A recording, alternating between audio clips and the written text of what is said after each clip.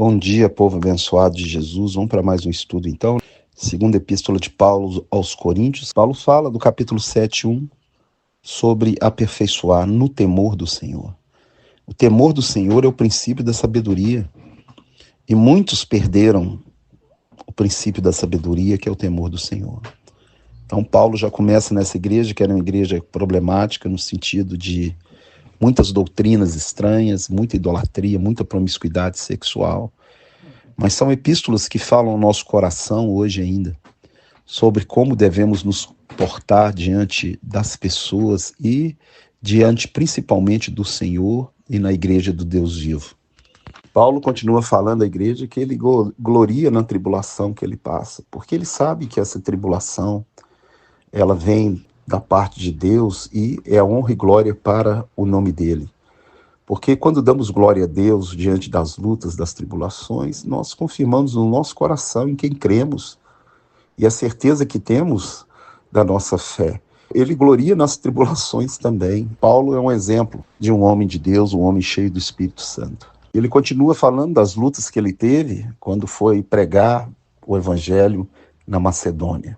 Teve que sair fugido, passou muitas lutas, muitas tribulações, mas o evangelho foi proclamado e vidas foram convertidas e salvas.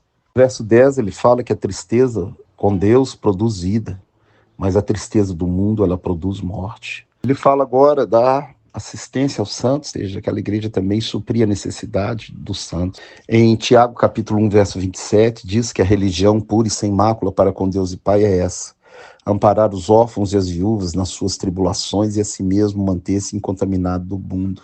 Paulo fala para essa igreja sobre a coleta para os santos, sobre a ajuda para os outros irmãos. Em Gálatas capítulo 6, verso 2, fala o seguinte: para nós carregarmos os fardos uns dos outros, e assim nós cumpriremos a lei de Cristo. Ele fala no verso 4 do capítulo 8 de participar das necessidades dos santos, que é para que haja igualdade, ou seja, que não haja nenhum necessitado no nosso meio. Temos que abençoar primeiro os da família da fé. Ele fala sobre Tito, eleito presbítero, que foi enviado para poder ajudar a ensinar, edificar, exortar aquela igreja, eleito pela igreja.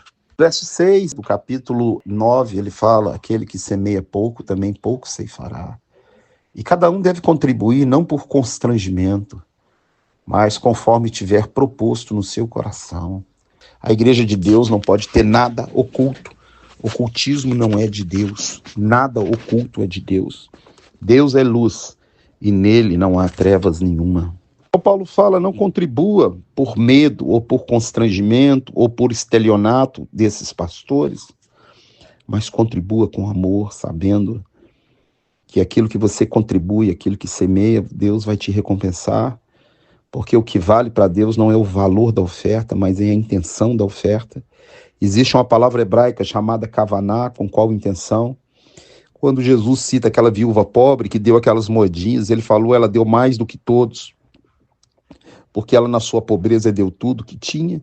É porque a intenção dela era dar tudo para Deus. Não interessa se é 5 reais, 10, o que for. Era o tudo dela. E Deus recebeu.